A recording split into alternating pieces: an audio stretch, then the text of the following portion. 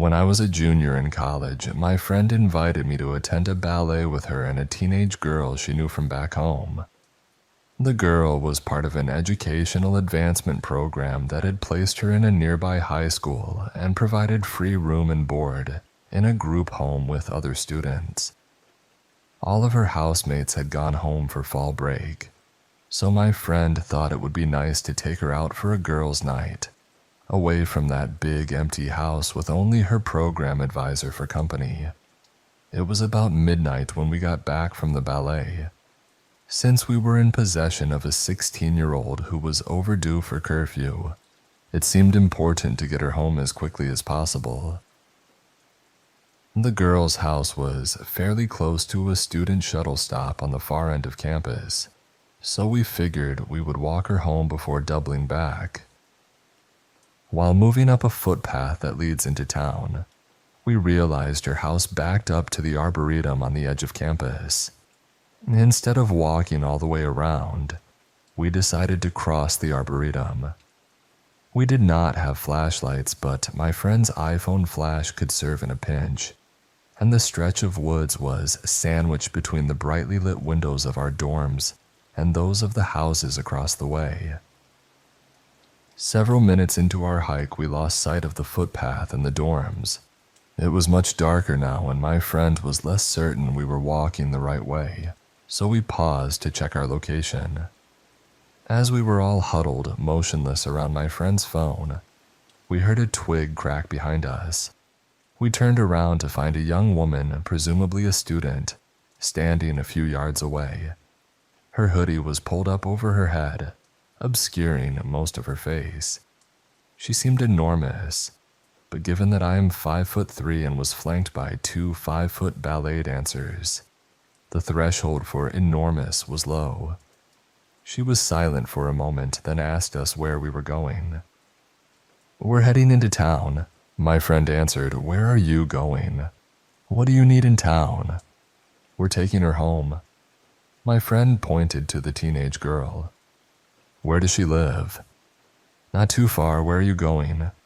"Do you know how to get there?" She started to walk closer to us. The teenage girl grabbed a fistful of my coat and inched closer to me. "Yeah, we figured it out."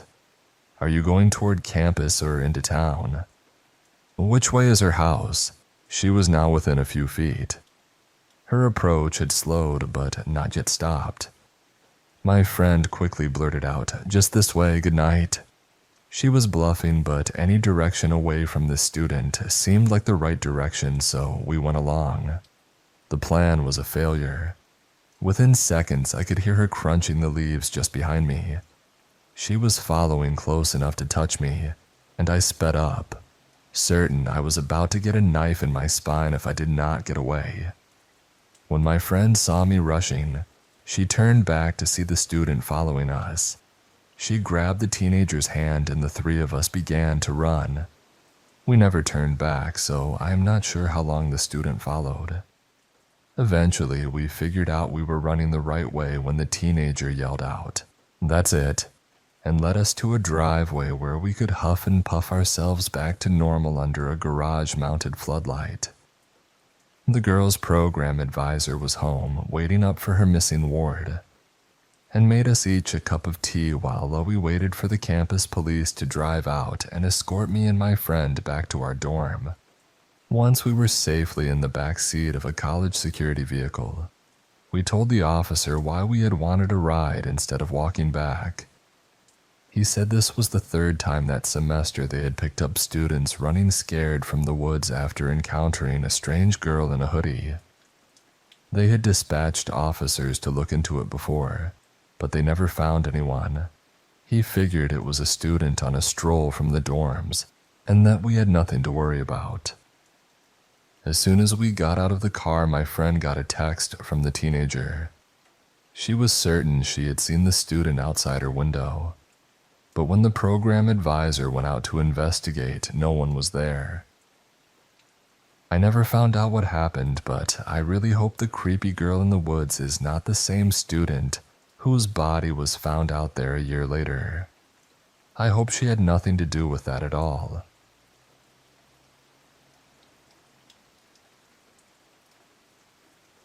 Forgive me if the way I write about this seems lighthearted. I would like to say it is a way that I cope with it, and that is just the kind of person I am. Also, forgive me if this is long as all hell. Now, I would like to start this off by saying that most people consider me an intimidating person by nature. My close friends do not really believe that, but they know that I most definitely do not mess around when it comes to certain situations, whether it is telling someone to screw off, or as much as I hate to admit it, getting physical with someone. I have never really had someone approach me in public thinking of getting the best of me, if that makes sense. About half a year ago, I was at my then house, rolling some small joints with my girlfriend. I live somewhat in the middle of nowhere, and there are a lot of trees in my area, and they are also in my backyard.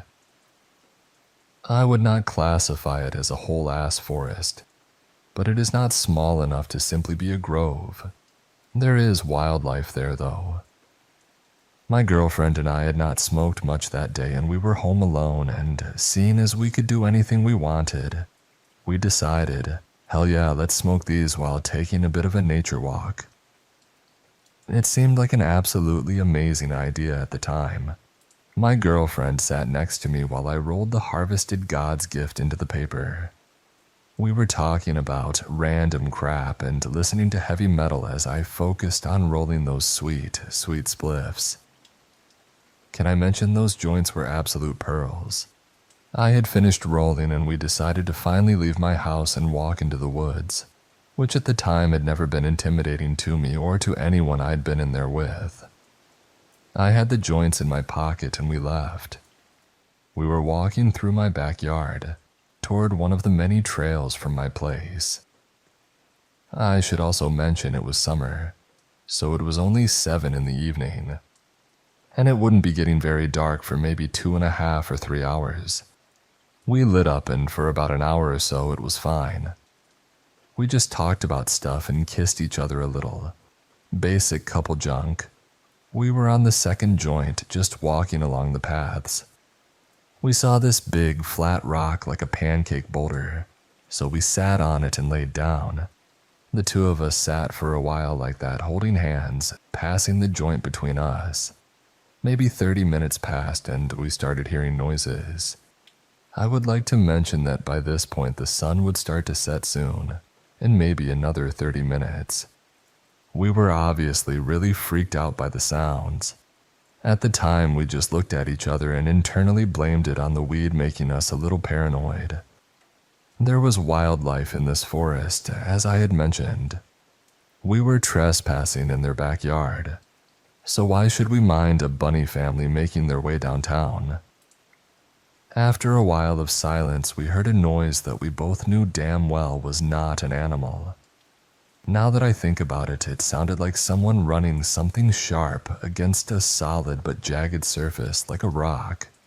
It was pretty far away, but somehow it was loud enough that we heard it. It was faint, though. We looked at each other and immediately sat up. We did not see anything. I stood up and urged her to do so as well. We stood for a minute or so, and then we heard a big snap, like a tree branch getting stepped on with a ton of force. And then very fast footsteps, like some dude was sprinting. I freaked out and went into panic mode, as I am weary to admit. And of course, we were deep into these woods, and I urged my girlfriend Kimber to run as fast as possible toward my house. Now, Kimber and I are not necessarily sporty people. We were more of the academic bunch our whole lives.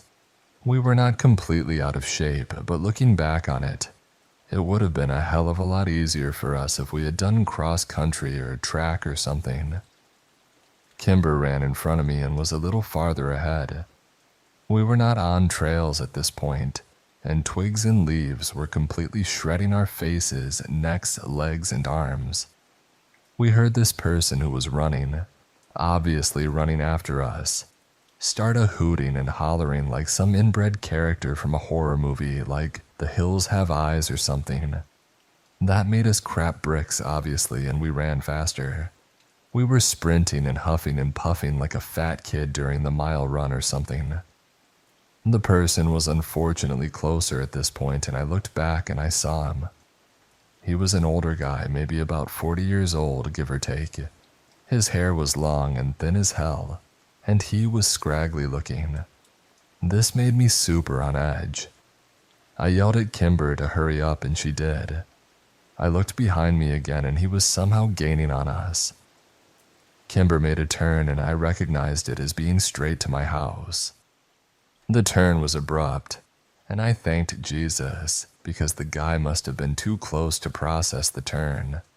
We turned and saw the lights of my house in the almost darkness. Seeing this beacon of hope made us run harder. The guy could not be seen, and we made it into my cleared backyard. My girlfriend ran up my back porch steps and ripped the sliding door open, letting me in and then locking it. She slammed the blinds down to cover the door, and we made sure all the doors and windows were locked. I felt my back pocket for my phone and realized that, of course, it was somewhere in those trees. My girlfriend's phone was dead. No house phone, because who is those these days? It was a burden at the time. My girlfriend started having a panic attack or an anxiety attack. I am not sure which. I plugged her phone in for her and it started charging. I turned all the lights off except for those by our doors. I saw no sign of that man for the rest of the night and for the rest of the time I lived there. Her phone charged, and we called the cops and they surveyed the area but found nothing. It was terrifying for me, and I can only assume it was worse for my girlfriend who has anxiety. So scraggly, crazy guy in the woods. Let's not meet.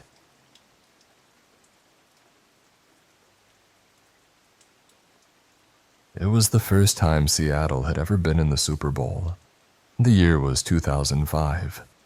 The only reason I remember this is because I remember the loud cheers that surrounded my friend and me as we were out in the woods, unsure if we would ever be able to escape the dark forest alive.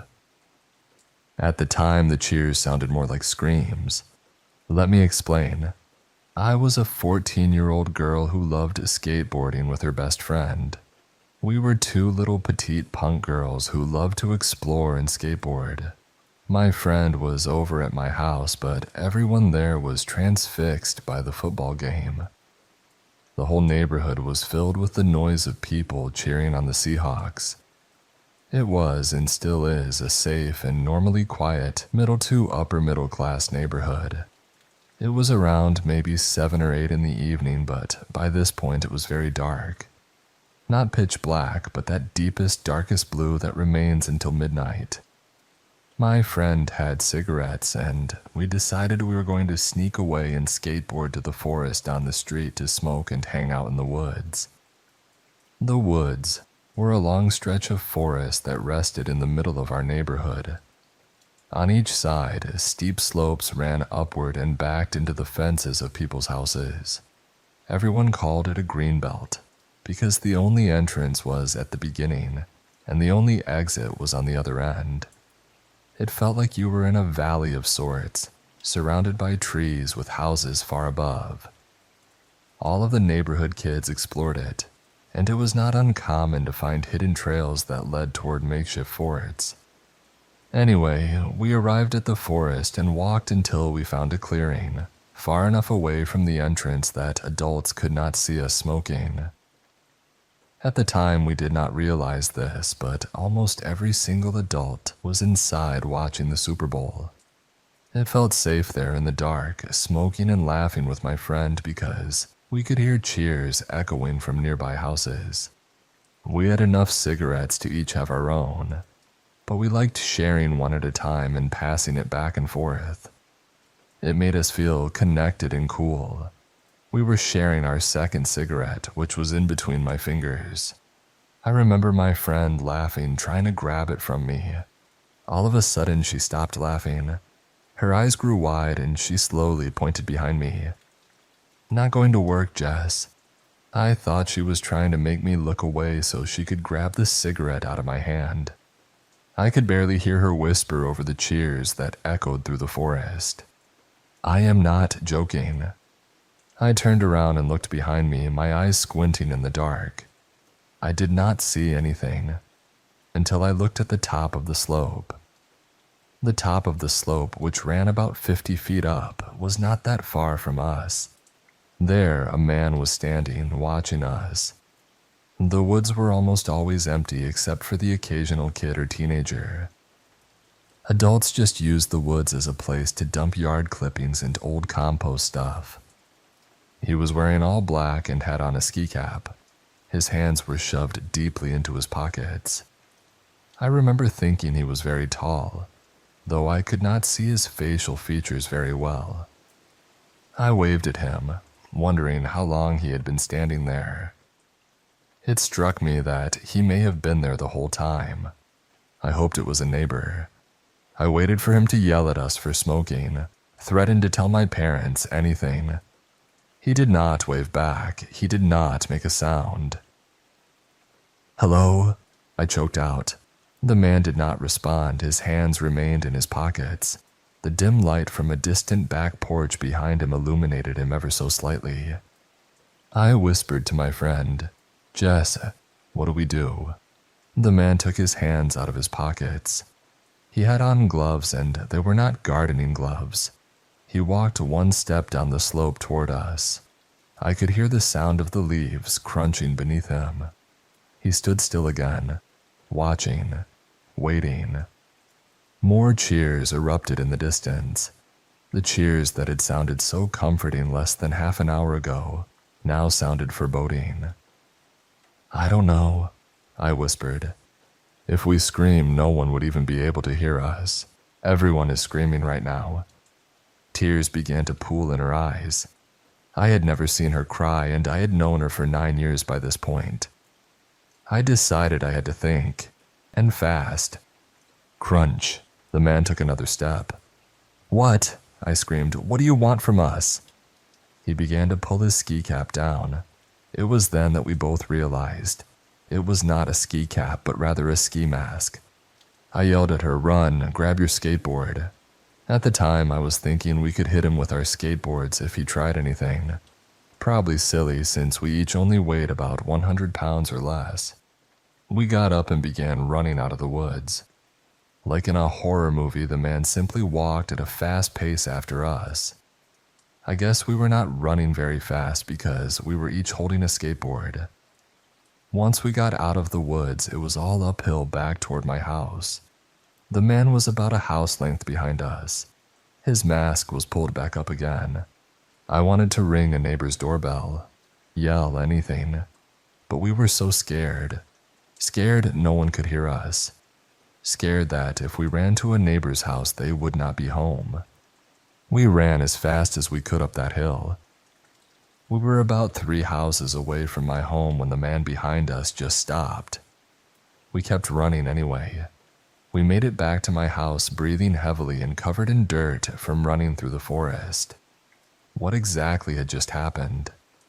I thought my dad was angry that we had left without asking. Instead, he just sighed and said, "Well, the Seahawks just lost the Super Bowl." So, creepy masked man who watches girls in the forest from above. Let's not meet again.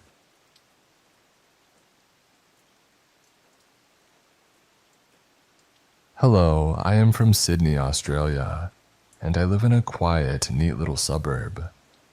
It is the sort of neighborhood where I can get fresh chicken eggs from the guy up the road, and my neighbors and I swap DVDs and give each other surplus food. So basically a neat no-fuss suburb where nothing should ever happen. My father is an ultra-fit runner and bike rider, and he goes through crazy amounts of running in sport shorts. Both he and my mother go to work during the week. My brother is still in high school, and I am a university student, so my days off are during the week like Thursdays and Tuesdays. My days off change quite often and my schedule is erratic, which in this case is probably a really good thing. I am 20 years old, female, and only about 50 kilograms, so I am not a big person and I have the fitness level of a bowl of jelly. also known as none, so I would not stand a chance against anyone bigger than me. I know this, and so I am always wary around anyone I do not know. My house is small, airy, and cool, perfect for hot summer days. There is an extension sunroom on the back with 2 back doors that lead out to a fair-sized garden. The garden has a detached shed or garage which is being used as my mother's workroom, and a main back gate that leads out onto the street. My father does not work a 9-to-5 job. It is more like a 9 in the morning to 12 in the afternoon job, and those times vary depending on how fast he gets his work done. On my days off, I normally stay in my room on my computer doing my work. I am a graphic designer and web designer, so I have some freelance work to prop me up while I study. When my parents leave on my days off, they normally lock the screen doors to the house, and the key is kept on a main set of keys which are hidden in a pot in the garden. One day, 3 weeks ago, I got up at 10 in the morning, as you do when you are a student, and I went to make myself coffee and have a shower. As I walked through the back room, I could see my father had done some washing before he left. I saw 4 pairs of neon-colored running shorts, along with some other garments, swaying in the breeze. After my shower, I went back into my room and started up a movie and opened my work. At about 11:45, I heard a metallic clicking at the back door. Thinking that this was just my dog pining for me, I went back to my work, thinking nothing of the sounds. I then heard the sound of a concrete block clicking against the ground. Again, I chalked this up to my dog trying to get inside. We have a loose concrete block that serves as a step at one of the back doors. I continued my work and then left my room an hour later to get another coffee and some lunch. As I walked through the back room, I looked at the clothesline again, and I noticed that a pair of the shorts had slipped free of the peg holding them. So I unlocked the back door and gave the washing a feel to see whether it was all dry. It was all dry, so I proceeded to take the clothes inside, locking the back door behind me. I ate my lunch, then went back into my room to do some logo concepts. My movie had stopped playing, so I was working in the quiet of the day. I suddenly heard the back gate slam and the workroom door being slammed. These were not unusual sounds, as my father normally puts work into the workroom as soon as he gets home. So I kept working and waited for my father to unlock the back and come into the house as usual. I waited, and I started to find it very strange that he had not come inside yet. I went out of my room and saw he had not stepped a foot inside the house, so I opened the back door and called out. I heard no response, so I made sure the back doors were locked and I went back into my room. I was now really freaked out, and I am not a fighter. So I went back to my room with the house phone and my mobile, and I found my paper knives for good measure. I decided the best thing to do, since the doors were locked, would be to wait quietly until my father did come home. I then heard the back gate click shut quietly, as if someone were maneuvering it into its latch. What is worse is that I did not hear a single bark from the dog. I waited for an hour until I heard the gate open again, the workroom door open and shut, and the back door slide open. I instantly called out for my father, and he responded, "Hey, Abby." I felt relief spreading through my core, and I went out to tell him what I had heard. When I went out to see him, he was holding a pair of his running shorts, and the dog was at his heels. He asked me whether I had taken the washing off the line. I said I had, and he asked why I had folded up a pair of his shorts and put them in the workroom, and why the dog had been outside of the gate. I felt my stomach drop, knowing that the sounds of the gate and workroom door earlier that day had not been anyone I knew, and had not been part of my imagination. I told him about the sounds I heard, and how I had taken the washing off the line, and he looked very worried. He asked whether I had the back door locked and whether the keys were left out of their hiding place. I said that the doors had been locked and I had not seen the keys all day. My father then walked outside and checked whether the keys were in their pot, which they were. We figured out that someone must have come in and accidentally let the dog out, and then shut the gate behind them. Then they had tried the back doors, and with no luck had gone into the workroom to see if they could find the keys. The workroom should have been locked, but it was left open that morning. They were still in the workroom when I had called out of the back door. I was lucky I did not venture out to investigate then. The next day, we installed a lock on the gate and did not include its key on the spare set, hidden in the pot, so I am able to lock the gate during the day. Person in my backyard waiting for me in my mother's workroom, fiddling with my father's running shorts.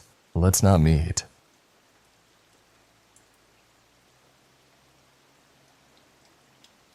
This happened to me when I was probably around 14 years old. I am from Germany, and at that time I was living in a small German town with approximately 6,000 residents. I had a boyfriend who was living in the same city as my school, so I would often go visit him right after school. And then in the evening I would return to my home, which was about a 15-minute train ride away. It was one of those nights when I was on my way home after an afternoon spent at my boyfriend's parents' house. Because it was the end of summer, the sun would go down relatively late in the day, and it was still bright daylight outside when I got onto the 7:45 p.m. train from his city to my town.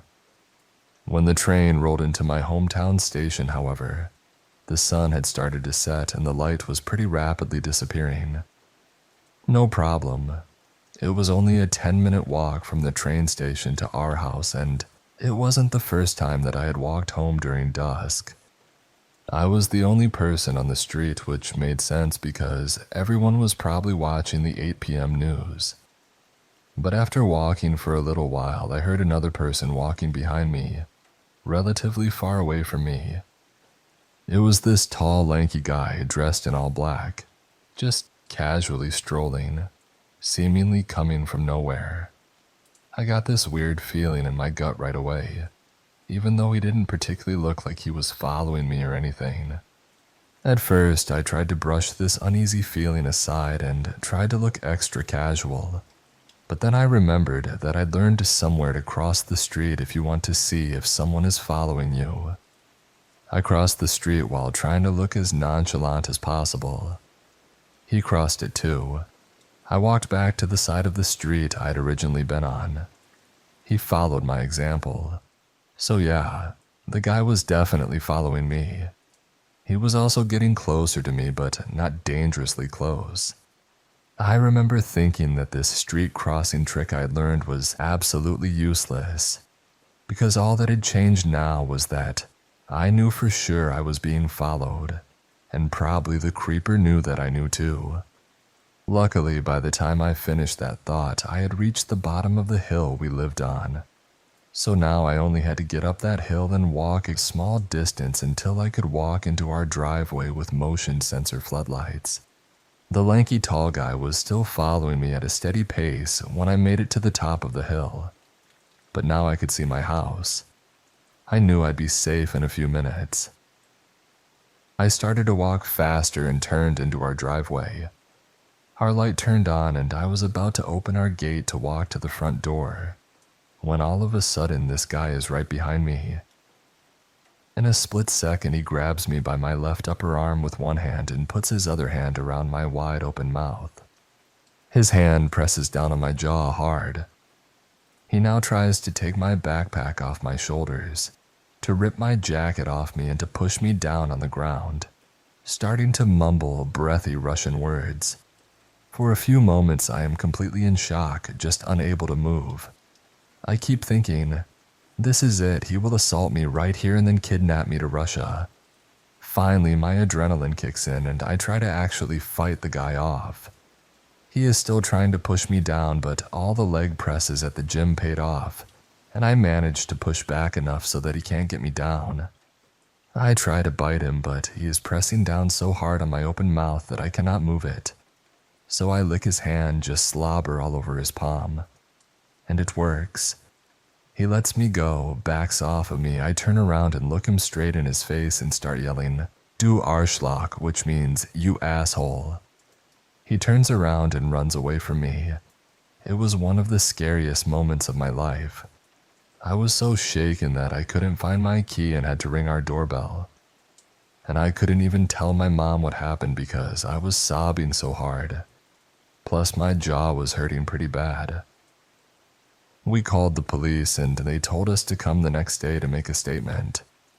Apparently this dude was pretty well known in our area for just creepily walking around and following people, but I was the first girl he'd actually attacked. Infuriatingly, nothing happened to him. They told me to call them if that ever happened again. I carried pepper spray with me ever since that incident. I saw the creepy Russian again one more time when I was walking home from a friend's house one afternoon, and I ran the other way as fast as I could until I found a nice family on an afternoon walk who escorted me home. Only now, all these years later, it's clear to me how messed up this situation really was. I can't believe the police were so relaxed about it and that my mom ever let me out of her sight again.